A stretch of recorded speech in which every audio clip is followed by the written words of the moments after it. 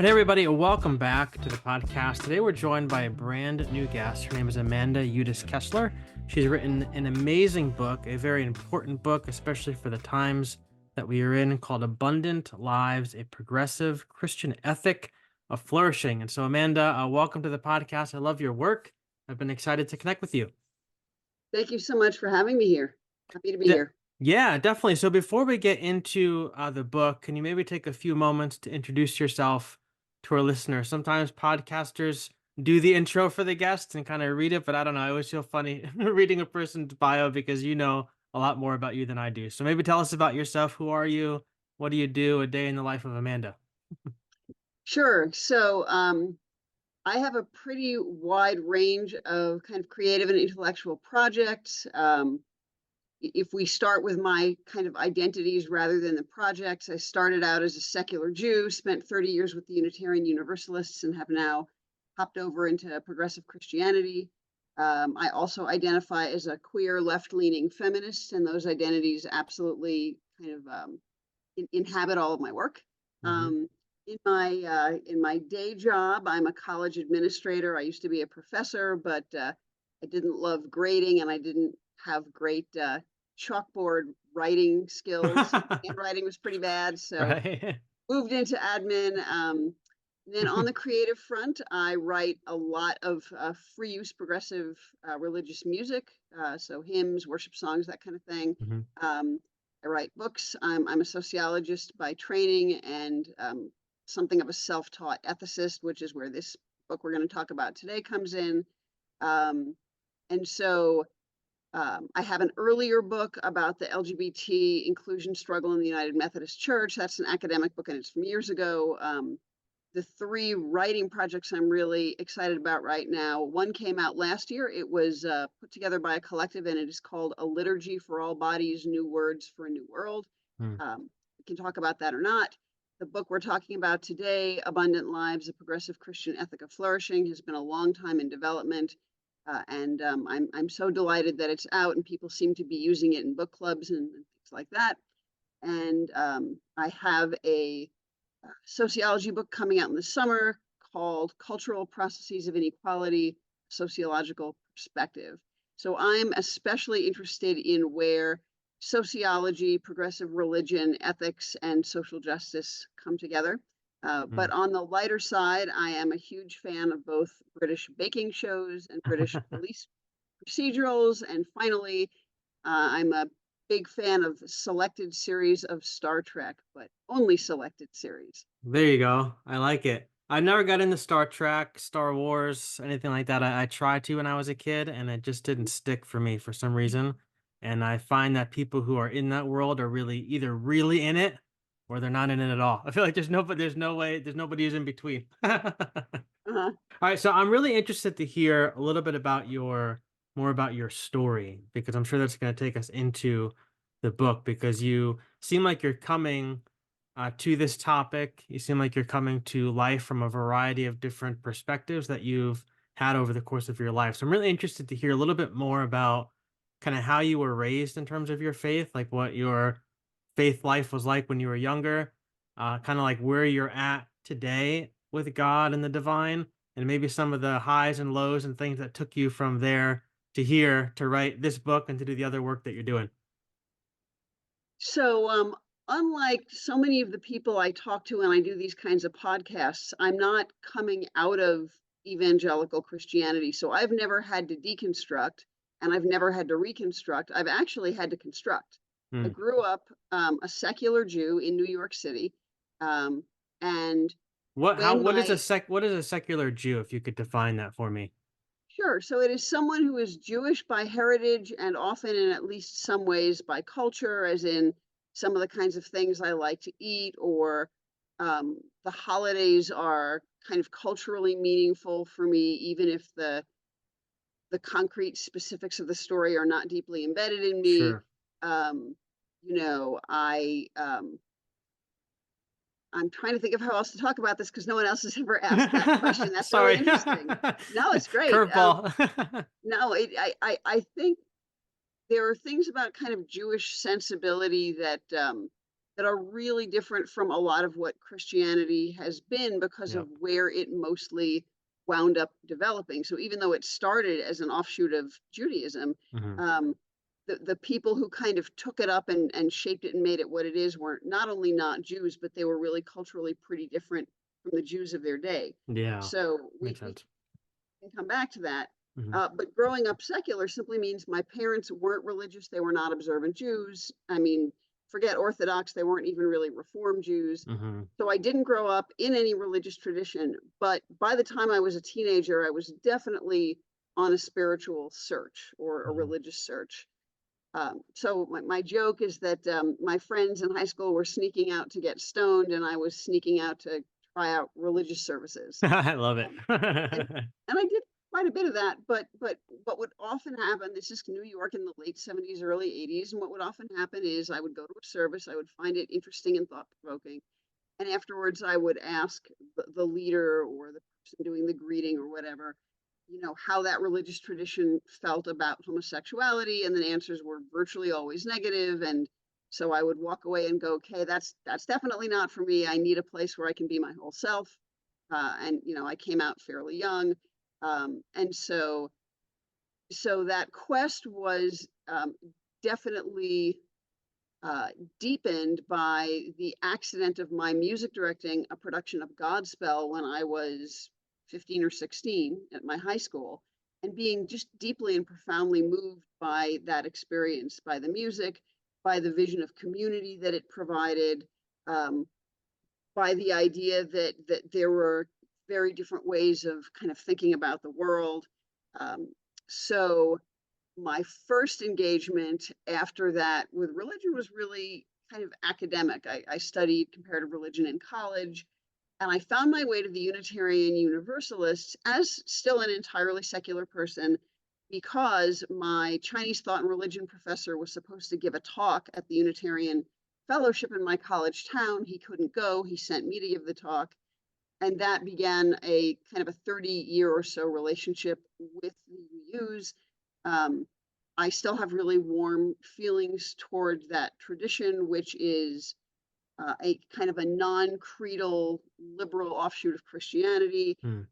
that invites people to journey together, even when the specifics of their journeys are different. I have a lot of respect for that, but ultimately, I needed to choose to enter into a story that was larger than myself, that made demands that I really was not experiencing in the UU setting, Hmm. um, and also a tradition that I thought was more upfront about how morally complicated people are. So Hmm. I've tried to find kind of a way of engaging religiously and spiritually that rejects both the too easy depravity of at least stereotypical Calvinism. I mean, clearly human beings are capable of doing amazing, beautiful, wonderful, loving, creative things.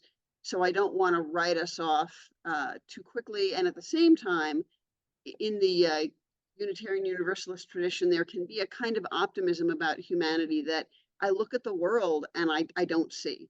And Hmm. I honestly find that optimism to be a little bit too white and upper middle class. And I am white and upper middle class, but it seems so socially located. I can't sort of accept it without a struggle. And so I feel as though in the kind of teachings and actions of Jesus, we see someone who was um, well aware of both the capacities and the frailties of human beings, and who nonetheless invited people to be our best selves, and Hmm. that's how I've kind of come to engage with the Christian story. I sometimes call myself a progressive Christian, but especially here in Colorado Springs, which is the evangelical Vatican of the US, Right. the term Christian has all sorts of associations that are not true for me. So when I have longer to explain, I will sometimes call myself a universalist, non-doctrinal, stumbling Jesus follower. Right. That sums it up, right? Yeah. It sums it up. All right. So I mentioned in my email, and I wanted to share this with our listeners to kind of give a little bit of context to our discussion, but also my a question I have for you. But what intrigued me the most, I think, about your book when you sent it to me, and thank you, by the way, for sending me a copy. But what intrigued me the most is that made me want to read it is I've been in this place of deconstruction because I grew up in a conservative, fundamentalist, evangelical universe. That was my life for many, many years. And so I've been rethinking things now for like 6, 7 years or so. And about maybe a year and a half, maybe 2 years, like just after COVID, I really came to like recognize in my own life how easy it is to leave my ethics, so to speak, as a more progressive leaning Christian these days in the comment sections of my and various people's social media pages. Like it's so easy to take our beliefs and make them all, and our morals strictly intellectual, like so much that our ideas come out of our fingers, they go to the keyboard, they go on the screen, we have our discussion, and then we just kind of leave it there and we go on with our lives. But your book really challenges us to not just think about what we believe, but think about like what we believe even outside of our own faith, because the things you talk about in this book go well beyond the Christian faith or any other faith. And really, like, what can we do to create a better world where everybody has the opportunity to flourish? And so, what I'd love to hear you talk a little bit more about is kind of going back to the subtitle of the book. Like number one, what is a progressive Christian? Because I feel like that's a buzzword. It's a buzz label, and I feel like everybody would define that a little bit differently. So when we talk about progressive Christian, like what exactly does that mean? And then an ethic of flourishing, like what is a an ethic of flourishing? And if we were to take that and put that to work in our world, like what sorts of things would begin to change? Sure. So I'm going to cheat a little bit on the progressive Christian definition and actually go with the definition that is in the book, which I got with permission from the website of progressivechristianity.org. I simply think they've done the best job of It articulating is a this. very good So it is a very good definition.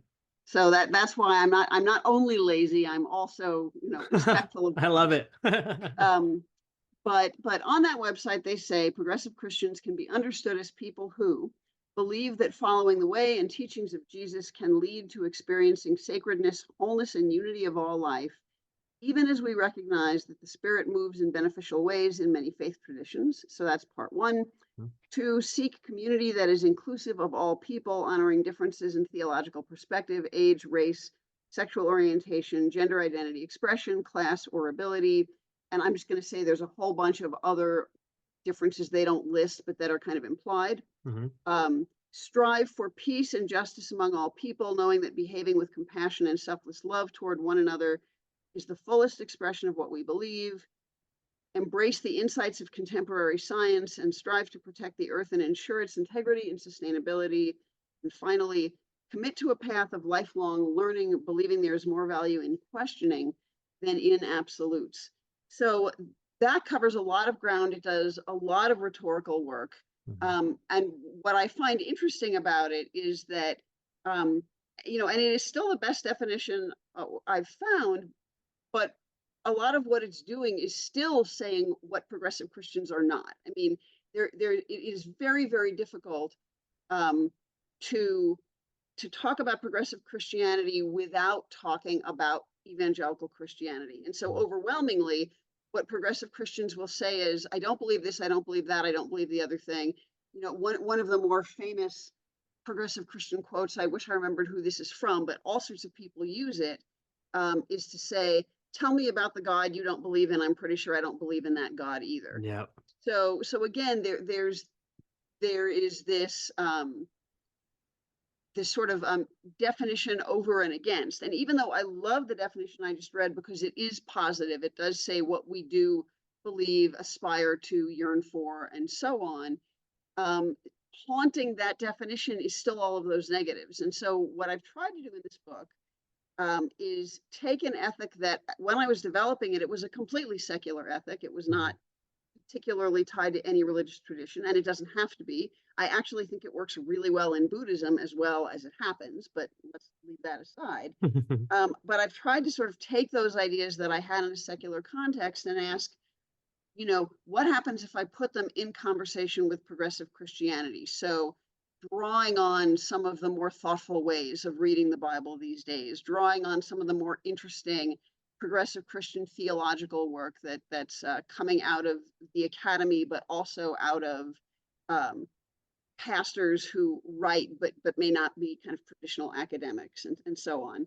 Um, and so the basic idea of flourishing is that we have a long history, and especially we in kind of the Western European descended traditions have a long history of ethics coming out of philosophy and being built on certain processes of reasoning. So it's very Hmm. common to take an idea or a claim or a value and then build an ethics around it. So libertarianism is basically a kind of ethics of freedom and liberty. Hmm. It says the highest priority is freedom and liberty. Let's see what we can build from there. Hmm. Or you can take John Rawls and the Rawlsian Justice Project and ask, so if justice is the most important thing, how do we build an ethics around that? And I have plenty of respect for those approaches, but as a sociologist, I find that way of reasoning, I won't say suspect, but quite imperfect because it doesn't take into account the social context of who is using freedom language and who is using rights language or justice language. What are they using it to do? What's their project? Who benefits from their project? Who suffers from their project? And so, in the first part of the book, I talk a couple of different times about mass shootings, um, and the the moment that really got this project off the ground, even though I'd had some ideas about it prior, it was the moment when I ran into a quote by a recently deceased right-wing media personality, Joe the Plummel Wurzelbacher, who wrote after the 2014 shooting by Elliot Rogers in California.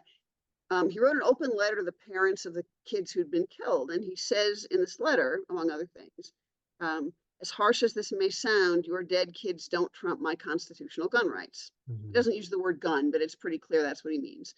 And I read that, and my universe just stopped. I was floored. I was literally breathless, and I went, "This is so morally wrong.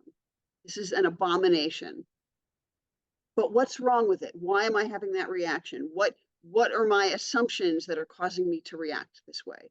So sociologists, one of the things we do is we are very interested in unearthing assumptions. We're very interested in what people take for granted and in exposing it to the light of day so that we can ask whether the assumptions and values we take for granted are actually good for us or not.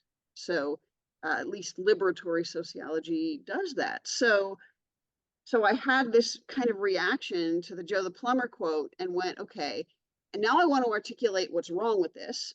And in doing that, it became clear to me that my ethical impulses were very suspicious of ethics that were built on kind of concepts, because again, there's this sort of abstraction in concepts and values. Unless you know who's using them and how and to what end, you don't really know if they're doing good in the world. And Hmm. so I came to this in some ways very reductionistic and in some ways very expansive way of thinking about ethics that basically asks, is a given value or idea or action or community or organization or institution enabling people to flourish, or is it not? Or is it actually causing them avoidable harm, avoidable suffering? So I got there and I thought, okay, this works for me.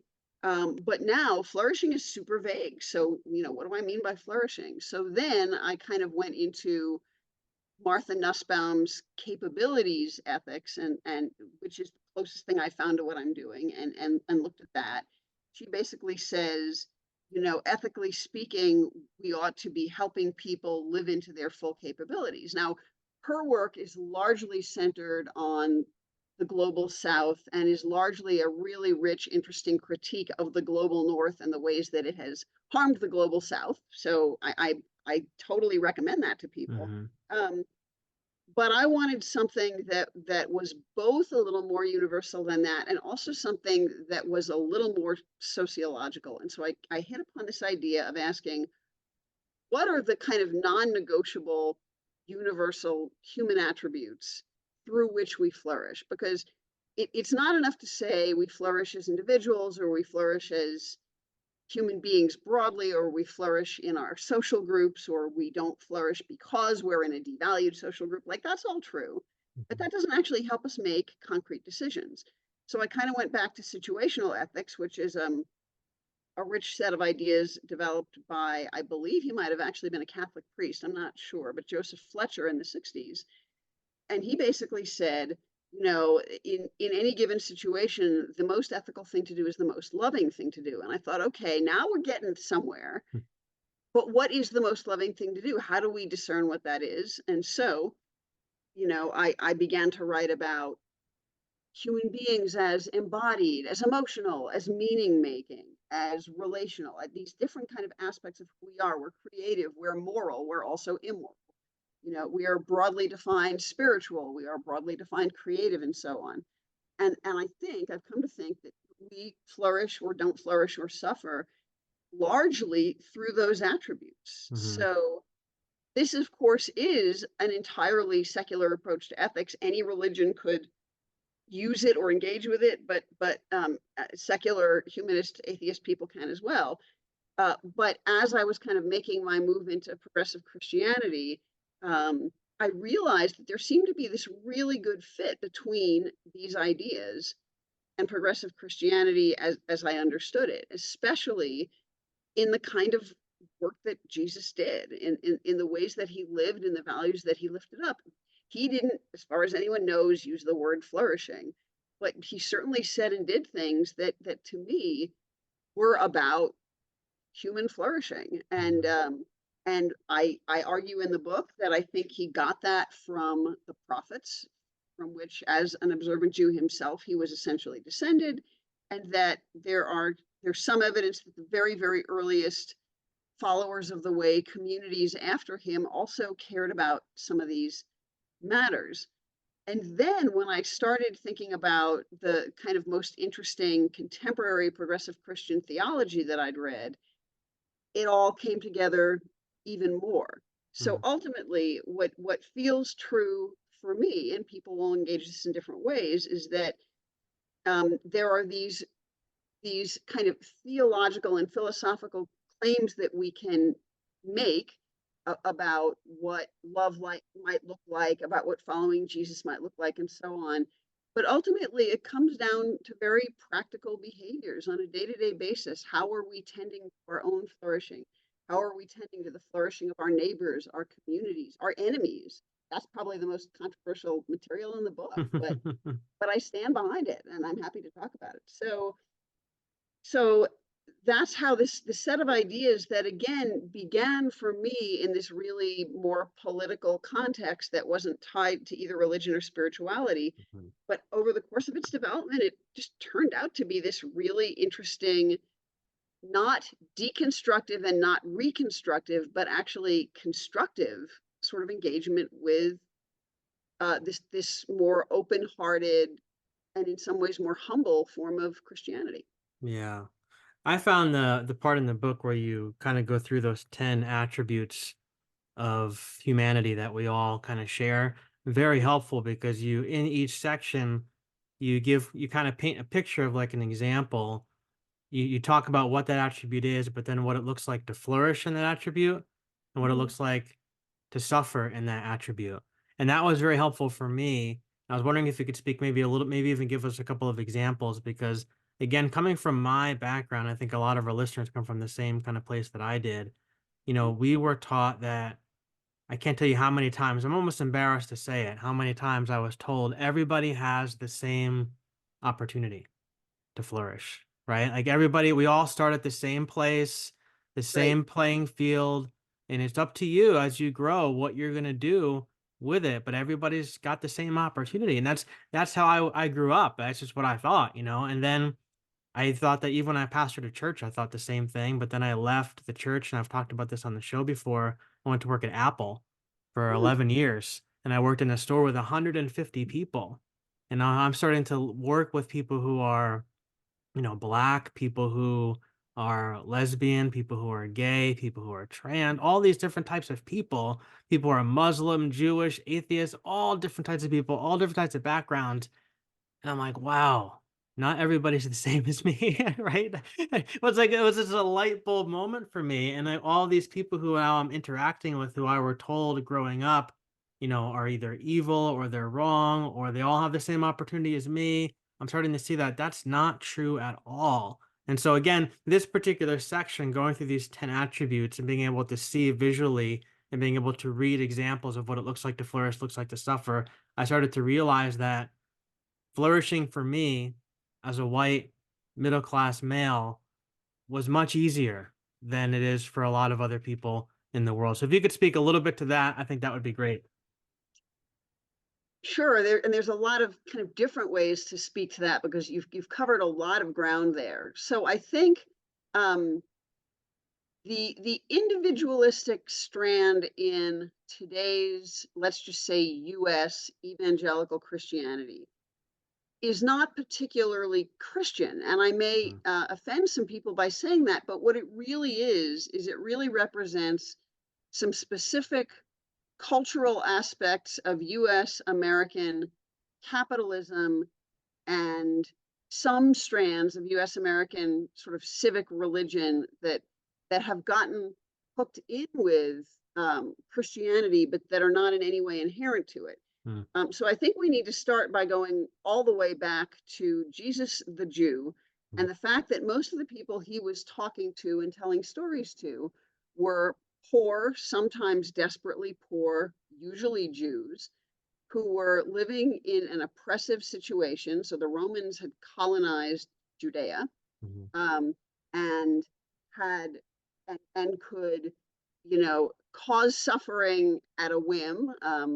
We certainly know stories about every time the Jews tried to have any kind of uprising against Rome, Rome would just crucify hundreds or thousands of them. There are some mhm, stories about that, and there's some evidence that this happened. So here's a people who are, first of all, poor, and second of all, becoming economically poorer because the Romans are changing some of their um, economic practices. So these people are poor anyway.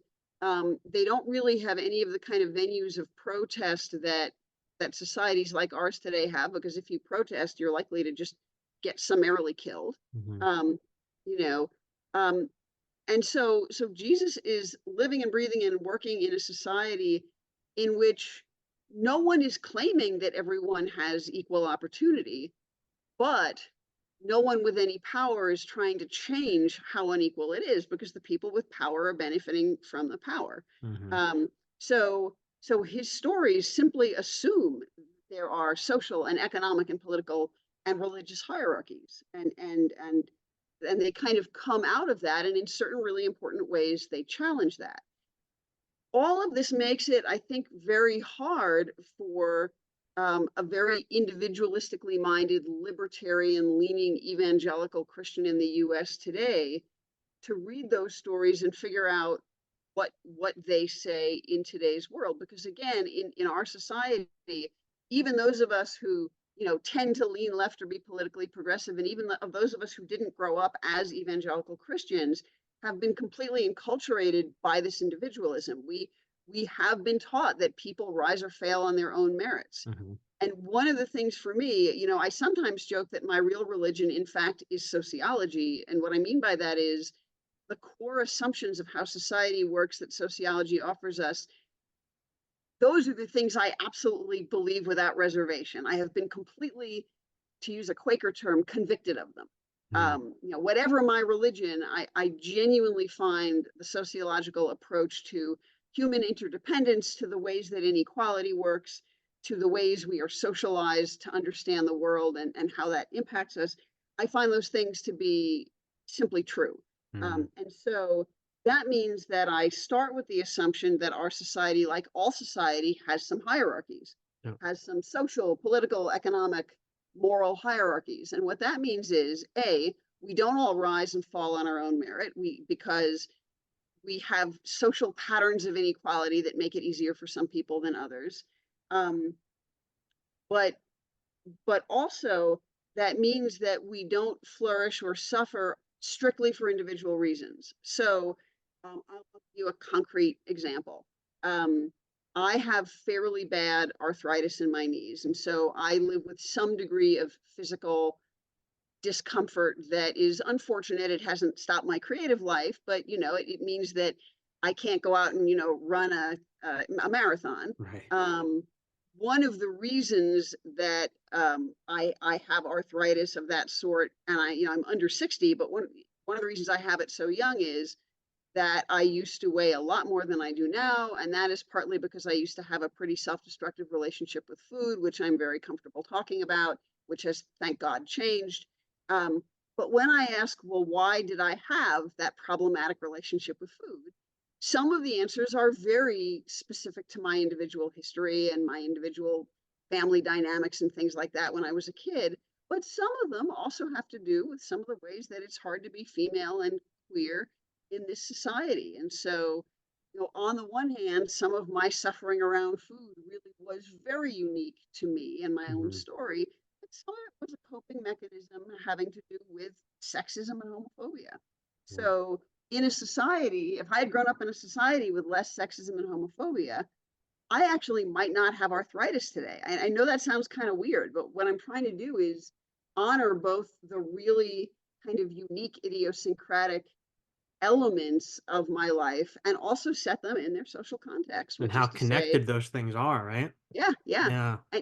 And so Mm. I one of the many other things I do, I actually do anti-racism training specifically for white people as a white person, because we if we want to work against racism, we cannot expect members of BIPOC communities to do all of the educating. That's not fair. So, you know, um, so I'm very mindful of, since I've been talking about some of the ways that I have sort of devalued identities, I also have this hugely valued identity in our society, and I benefit from it constantly.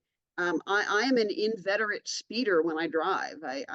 I calculated recently that since I got my last speeding ticket, which was in, I believe, 2004, and it's the only speeding ticket I've ever gotten, I have sped over 20,000 times and not been ticketed. And that has included driving past dozens of marked police cars, Yep. but they never stop me Yep. because I'm not a problem.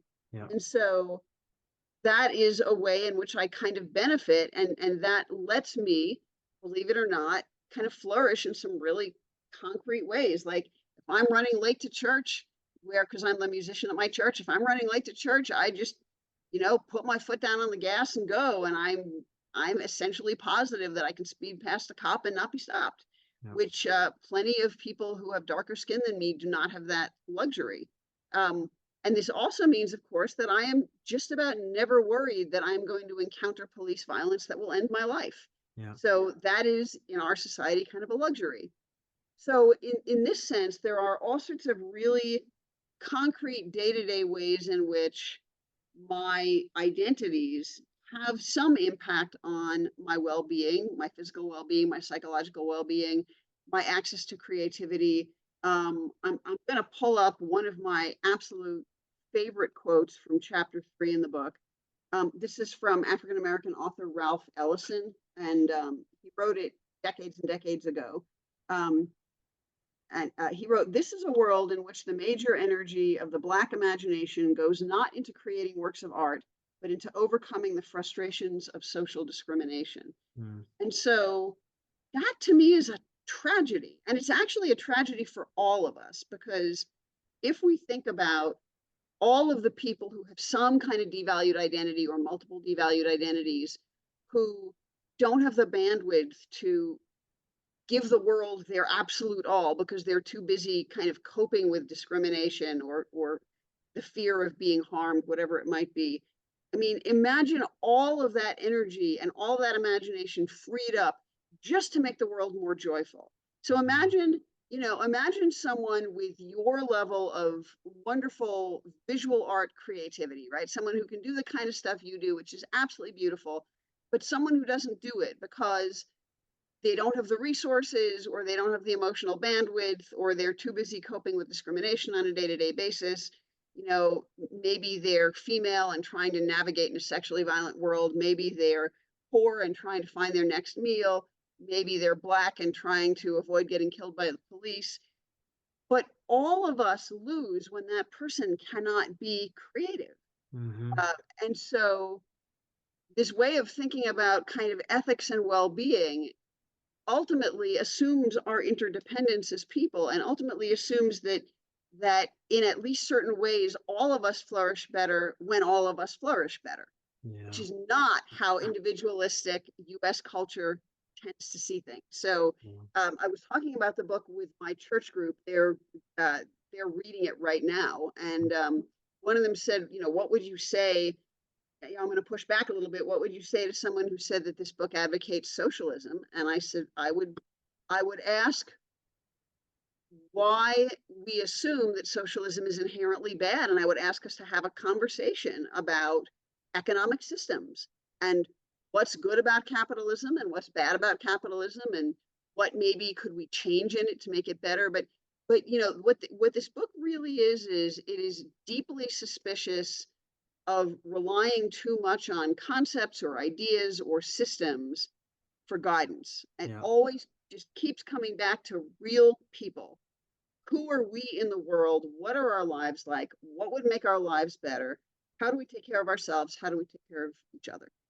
Yeah, I mean, what I appreciate about the book is it's not trying to argue me out of it's not trying to argue me out of like my maybe my faith tradition, or it's not trying to argue me out of my ideas or my beliefs, but it's trying to get me to think about something from a different perspective.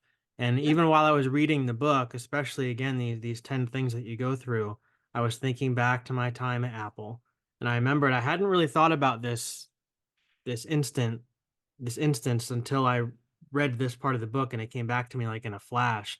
But I remember one day I was just starting to rethink my beliefs, just starting to like deconstruct. I was like, "Ah, I don't really know what was going on in my head, but things were exploding, synapses were firing, and I was like, something's going on." But there was just one day where this guy I had come to work, and you know how you get to a red light and it changes and you're like, should I go? Should I not go? I just went, right? I just went. And there was a cop there, just like you had said. And I was like, oh man, I'm gonna get nabbed. Nothing. The cop let me go. Didn't even flinch. He saw me, but he didn't do anything. I'm like, oh, phew. Got to work, ran in, clocked in on time. My friend, who was black, he was late that day, and he apparently got pulled over. Maybe it was the same cop that saw me, maybe it was a different cop, I don't know. He got pulled over, and he came in, he was visibly distressed, like really upset. And he was in the back, almost like tears in his eyes. And he told the manager, I just need a minute, need a minute, need a minute. And later on, he told me, he said, I got pulled over, but he said, I wasn't doing anything. And I don't think I was doing anything. He said, I looked at the speed limit when the lights went on. He said, I was going the speed limit. And he said, I got pulled over. And I asked the officer, what I did. The officer didn't answer me. He just told me to get out of the car. He's like, and now he's like, I'm shaking at this point. He's like, I had to get out of the car. The cop went through my car. I think he said he might have got patted. I don't remember the whole story, but he was visibly upset. And I was like, man, like it just blew my mind because again, going back to everybody's born with the same opportunities. We all have the same thing. And I was like, man, like that's not true. Like there is a huge difference between the way the world sees my friend because of his skin color versus the way the world sees me. And this particular person, going back to what you had just said before, was a very creative individual. He was a musician, a photographer, incredible, incredible gifts. Like he could do things with computers to make music in like seconds that would take me months to even figure out, right? I mean, super gifted.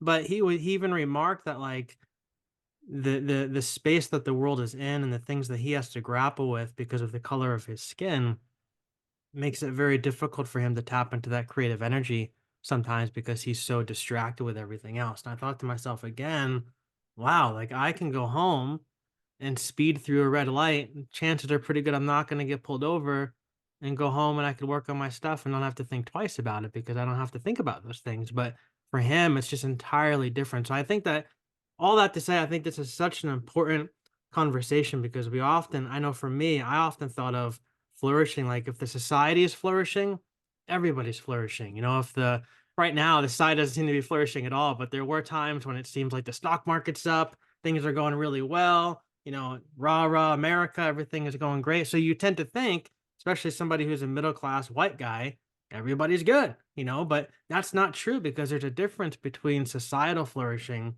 and individual flourishing, like you so beautifully brought out in your book. And I think that for me has been the biggest distinction that I took away from this book. So thank you for opening my eyes, and I'm sure many other people's eyes, to things that we need to be thinking about. Mm. I'm so glad it was useful in that way. The different people I talk to on these podcasts have they engage with really different pieces of the book. So this is kind of an interesting um, an interesting take on it. And I really like it's interesting because on the one hand, I really like your distinction between societal flourishing and individual flourishing. And at the same time, I think one place where I would sort of invite the next question is, can a society as a whole really be flourishing if enough Right. of the individuals in it aren't? So I'm not disagreeing with you at all. I'm saying to me the next interesting question is, then I don't really ask it in this book because it's more focused on the individual level or sort of the group level.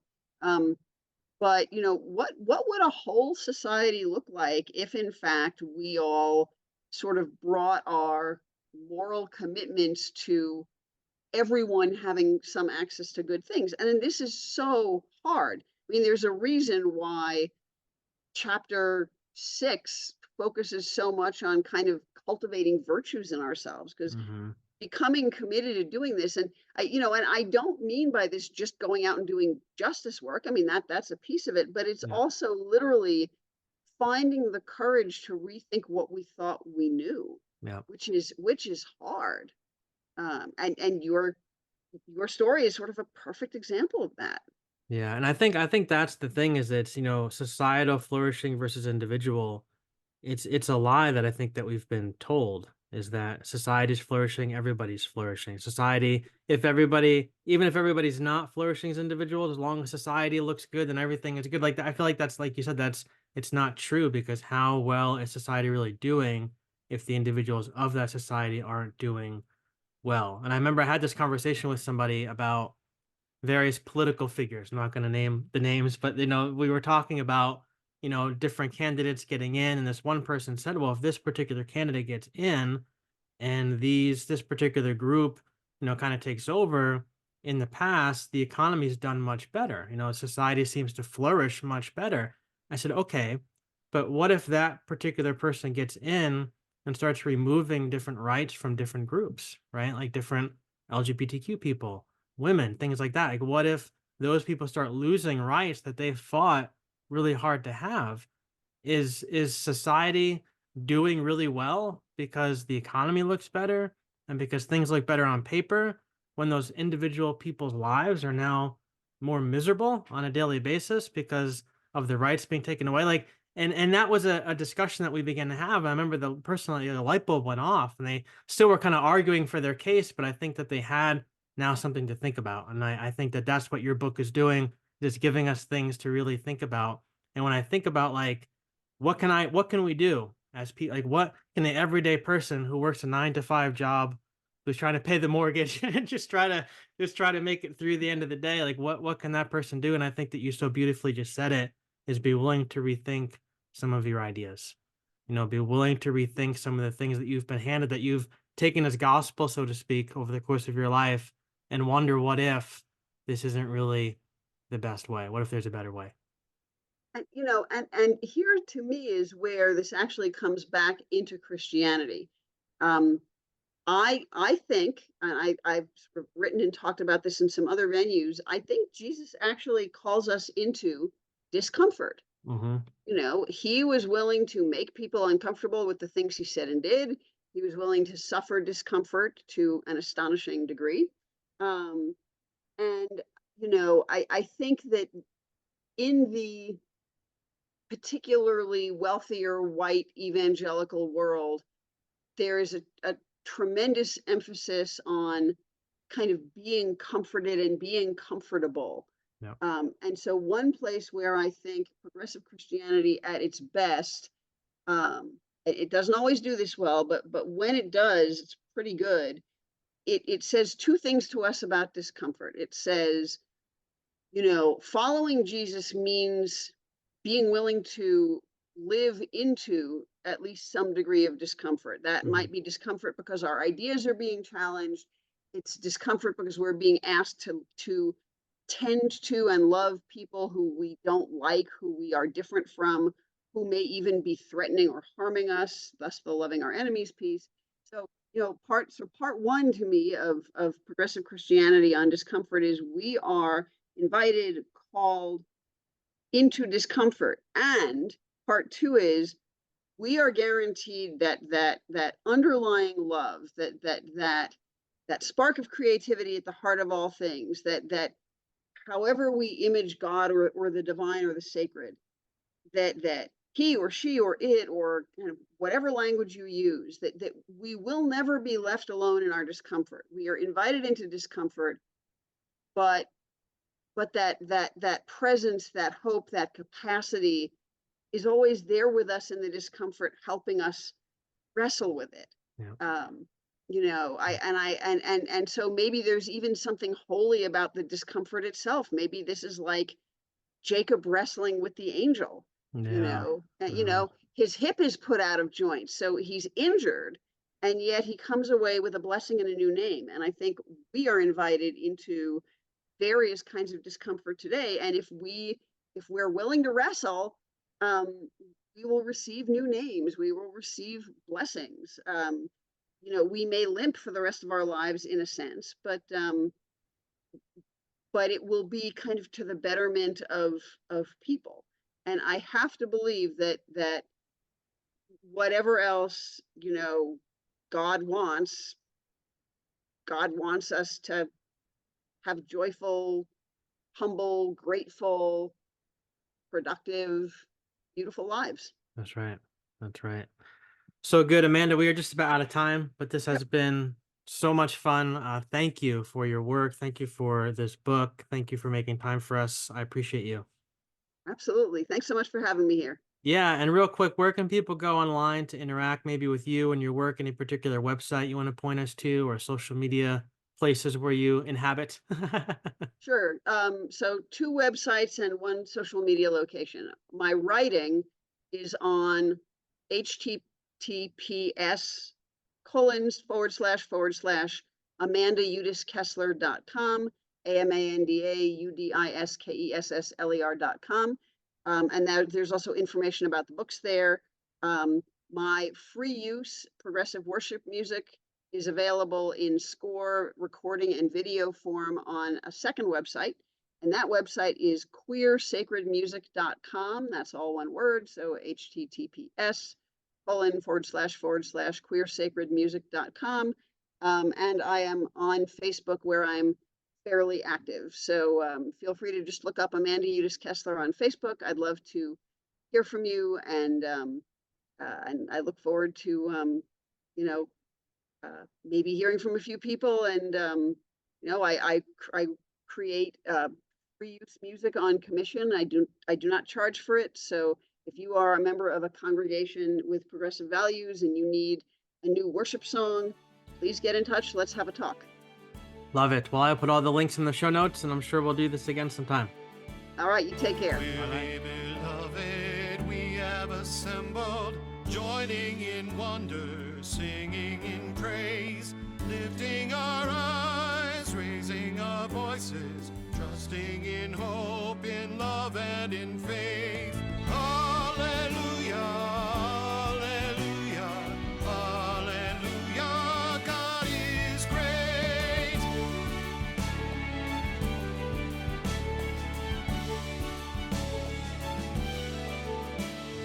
Queerly beloved, we have been hated, treated as outcasts, ragged and rough. Still we persist, joyous and grateful, trusting that grace is ever enough. Hallelujah, hallelujah, hallelujah, God is love.